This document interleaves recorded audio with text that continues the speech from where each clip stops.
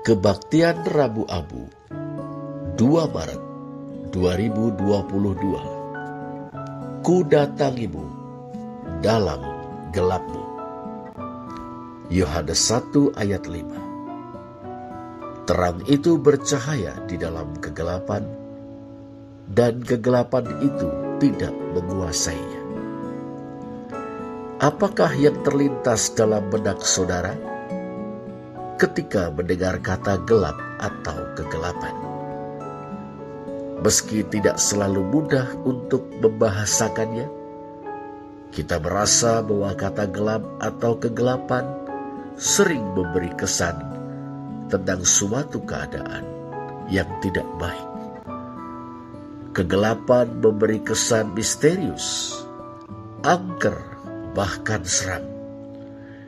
Tempat-tempat yang wingit biasanya gelap. Kita tidak senang berjalan di tengah kegelapan malam, apalagi di jalan yang sepi atau dekat pekuburan.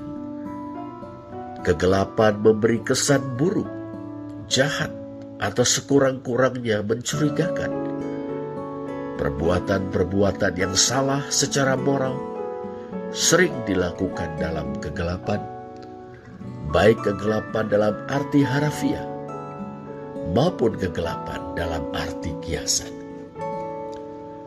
Tulisan-tulisan Yohanes, saudara, yakni Injil dan surat-suratnya, menggunakan kata gelap atau kegelapan untuk melukiskan keadaan manusia yang terasing dari Allah.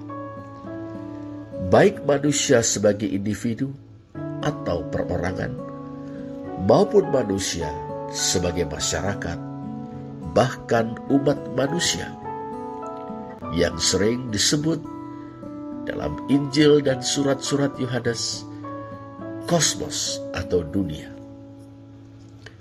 Keterasingan itu, saudara, disebabkan oleh keputusan manusia untuk mengikuti hal-hal yang dianggapnya bisa memuaskan hatinya, serta membuat hidupnya bermakna dan bahagia. Apa sajakah itu?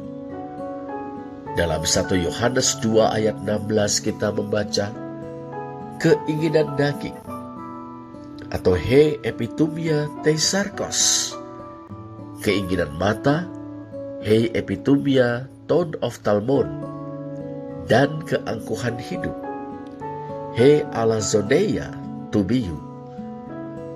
Kita dapat membahasakannya, keinginan yang menggebu-gebu akan kesenangan atau kenikmatan, hedonisme, keinginan yang berlebihan akan materi atau kekayaan, sikap materialistis, dan kehendak untuk menguasai, will to power. Ironisnya, saudara, dengan mengejar ketiga hal itu, manusia tidak pernah merasa puas, apalagi bahagia. Manusia justru dikuasai dan dirusak oleh ketiganya. Bukan hanya itu, karena ketiganya, manusia tega mengkhianati dan menindas sesamanya, bahkan merusak dunia. Dalam kegelapan, manusia menjadi pelaku dan korban dari keinginan daging, keinginan mata, dan keangkuhan hidup. Karena keinginan daging, orang berselingkuh, melukai hati pasangannya, dan menelantarkan anak-anaknya. Karena keinginan mata, orang menghalalkan segala cara agar menjadi kaya raya, bahkan bila perlu mengorbankan orang lain. Karena keangkuhan hidup, orang menindas sesamanya, melakukan rudo paripekso kepada sesamanya, serta menghina, menginjak-injak harkat dan martabatnya. Sehubungan dengan Allah, yang sesungguhnya merupakan sangkan paraning dumati atau asal dan tujuan hidupnya. Manusia tahu, tetapi pangling tidak mengenali dia. Oleh karena itu, ia menciptakan ilah-ilah tetiron atau sesembahan-sesembahan palsu yang dibuatnya menurut gambar dan rupanya sendiri yang berdosa. Lebih jauh, ia merasa sedang melakukan perbuatan bakti kepada Allah saat membenci, memusuhi, menganiaya, bahkan membunuh orang yang tidak sepaham dengan dirinya. Bandingkanlah dengan Yohanes 16 ayat 2. Demikianlah saudara, terasing dari Allah, manusia hidup dalam kegelapan. Individu atau pribadi, masyarakat, bahkan umat manusia dikuasai oleh keinginan daging atau hedonisme, keinginan mata atau sikap materialistis, dan keangkuhan hidup atau kehendak untuk menguasai. Kita menyaksikan pengerusakan dan kerusakan di berbagai level. Level perorangan, level masyarakat, bahkan level umat manusia atau dunia. Kita menyadari bahwa manusia adalah pendosa sekaligus korban dosa. Pada saat yang sama, manusia pangling dengan sangkan paraning dumatinya sendiri, yakni Allah yang sejati. Menciptakan ilah-ilah tetiron atau sesembahan-sesembahan palsu yang justru membiakkan kebencian, permusuhan, dan kekerasan dalam hidup keagamaannya. Tapi syukur kepada Allah, saudara, Ia tidak meninggalkan manusia dalam kegelapan. Melalui Sang Firman, Allah menyatakan kepeduliannya kepada manusia. Kita tahu bahwa Sang Firman itu kekal, senantiasa ada bersama-sama dengan Allah, hidup dalam persekutuan yang sempurna dengan Allah, sama ilahinya dengan Allah.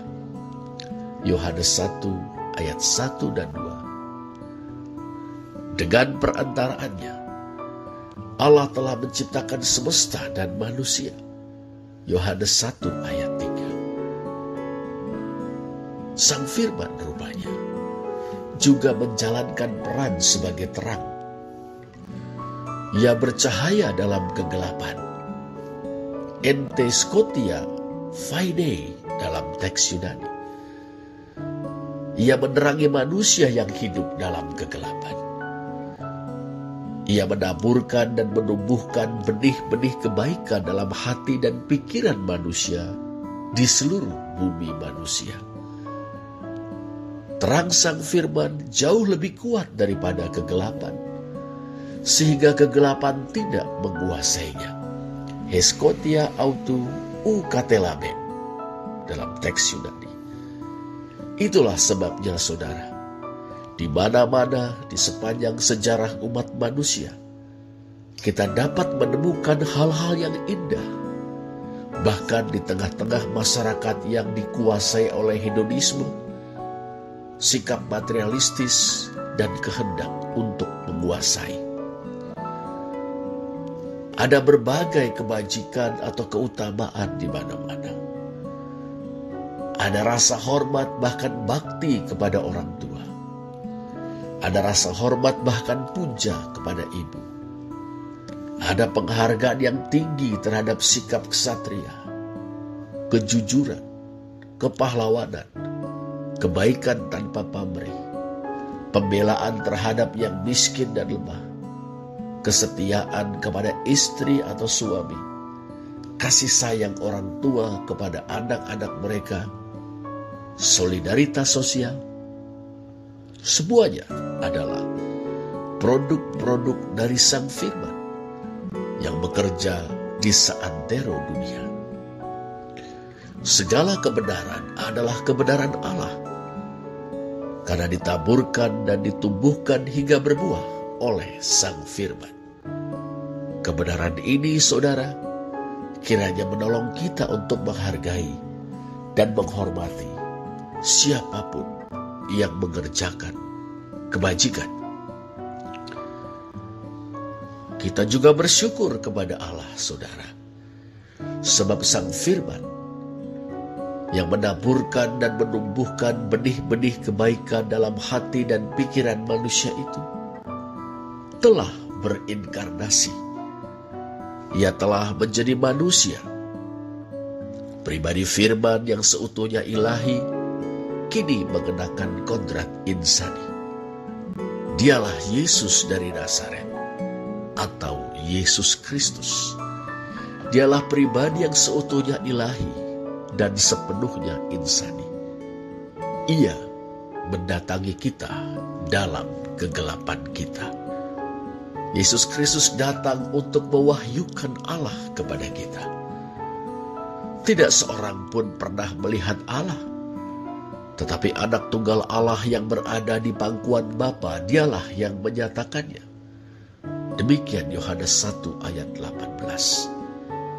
Akulah jalan dan kebenaran dan hidup, kata Yesus Kristus. Tidak seorang pun datang kepada Bapa kalau tidak melalui aku. Yohanes 14 ayat 6. Dalam Yesus Kristus, kita melihat Allah, mengenal Dia, dan bersekutu dengannya. Kita tahu bahwa dalam Kristus Allah tidak menghukum kita yang hidup dalam kegelapan ini, melainkan menyelamatkan kita. Yohanes 3 ayat 17. Bahkan melalui iman dalam Yesus Kristus, kita dikaruniai kuasa untuk menjadi anak-anak Allah. Yohanes 1 ayat 12. Dengan perkataan lain, Allah berkenan menjadi Bapa kita dalam Yesus Kristus. Yesus Kristus datang untuk menyatakan siapa manusia di hadapan Allah. Dalam Yesus Kristus kita mengerti bahwa kita manusia berdosa. Tapi kita juga mengerti bahwa kita dikasihi Allah. Yohanes 3 ayat 16. Dan diperlakukan Kristus sebagai sahabat-sahabatnya. Yohanes 15 ayat 14. Bahkan Kristus memberikan nyawanya bagi kita. Yohanes 15 ayat 13. Kristus adalah model kemanusiaan kita. Oleh karena itu, seperti Kristus, kita boleh hidup dalam persekutuan dengan Allah, mengasihi dan menaati Dia dengan sukacita. Yesus Kristus juga datang untuk menyelamatkan kita. Anak Allah datang bukan untuk menghukum dunia atau umat manusia, melainkan menyelamatkannya. Ia melakukannya dengan tanda petik ditinggikan. Yohanes 3 ayat 14. Ia menempuh jalan kasih dan ketaatan yang tuntas kepada Allah Bapanya. Kasih dan ketaatan itu mencapai puncaknya dalam penderitaan dan kematiannya di kayu salib. Sejurus waktu sebelum kematiannya, Yesus Kristus bersabda, "Sudah selesai," tetelestai, atau sudah tergenapi. Yohanes 19 ayat 30. Yang mengungkapkan bahwa ia telah menuntaskan seluruh pekerjaan yang dipercayakan Bapa kepadanya. Dengan jalan itu ia menghapus dosa dunia. Yohanes 1 ayat 29. Dengan jalan itu ia telah memenangkan dunia. Yohanes 16 ayat 33. Dengan jalan itu ia telah membebaskan dunia dari klaim dan cengkraman kuasa jahat. Sesungguhnya dalam penderitaan dan kematian Yesus di kayu salib, dominasi kuasa jahat telah dipatahkan satu kali untuk selamanya. Penguasa dunia ini telah dilempar keluar. Yohanes 12 ayat 31. Dan dihukum. Yohanes 16 ayat 11. Pendeknya saudara, ia telah menyelamatkan kita. Selanjutnya, setelah kebangkitannya, Yesus Kristus mengaruniakan Roh Kudus dan komunitas para murid alias gereja kepada kita. Tujuannya adalah supaya kita memiliki kuasa serta dapat saling menolong untuk mengatasi keinginan daging atau hedonisme, keinginan mata atau sikap yang materialistis, dan keangkuhan hidup atau kehendak untuk menguasai. Demikianlah saudara, Sang Firman telah berinkarnasi. Ia telah datang ke dalam dunia dengan menjadi manusia. Yesus dari Nazaret atau Yesus Kristus. Ia mendatangi kita dalam kegelapan kita. Ia telah mewahyukan Allah kepada kita, sehingga kita kembali kepada sangkan paraning tumati kita. Ia menyatakan siapa kita di hadapan Allah, yakni manusia berdosa yang dikasihinya, dan dipanggilnya untuk mengasihi dan taat kepadanya. Suatu ketaatan karena kasih kepada Allah, bukan karena ketakutan akan murka atau hukumannya. Yesus Kristus telah berkorban untuk menyelamatkan kita dari kegelapan dan memberi kita kemenangan atas kuasa dosa, keinginan daging, keinginan mata, dan keangkuhan hidup itu yang telah sekian lama membelenggu dan merusak kita. Dalam kebaktian Rabu Abu ini, saudara, Ia mendatangi kita pula dalam kegelapan kita. Maka sambutlah Dia. Ia telah membuka kedua tangannya lebar-lebar untuk memeluk kita. Maka larilah ke dalam pelukannya. Barang siapa datang kepadaku, kata Tuhan Yesus, tidak akan kubuang. Yohanes 6 ayat 37. Datanglah saudara kepada Sang Terang, maka kegelapan itu tidak akan lagi menguasai kita. Yohanes 12 ayat 35. Amin. Terpujilah Allah.